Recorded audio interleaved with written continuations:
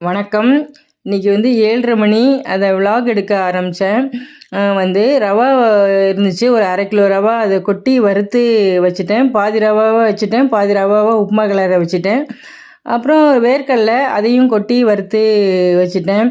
ரவா வறுத்து வச்சா வண்டு பிடிக்காது, பூச்சி வண்டெல்லாம். அதனால தான் வேர்க்கடலை வறுத்து வச்சிட்டோம்னா இந்த பொரியல் இதுக்கெல்லாம் தேங்காய் போடும்போது கொஞ்சம் வேர்க்கடலையும் சேர்த்து பொடிச்சு போட்டால் நல்லாயிருக்கும் டேஸ்ட்டு. பீட்ரூட்டு, பீன்ஸு அந்த மாதிரி பொரியல்லாம் செய்யும்போது, கொத்தவரங்காய் அதெல்லாம் செய்யும்போது, அவரைக்காயெல்லாம் அதை மாதிரி போட்டேன்.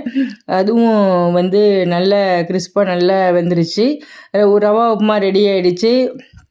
அப்புறம் பால் வருமோர் போட்டு ரவா, இந்த வேர்க்கடலை இதெல்லாம் கொட்டி வச்சேன். அப்புறம் அஞ்சரைப்பட்டியில் கடுகு கொட்டி வச்சுட்டு மேடையை தொடச்சி சுத்தம் பண்ணிட்டேன்.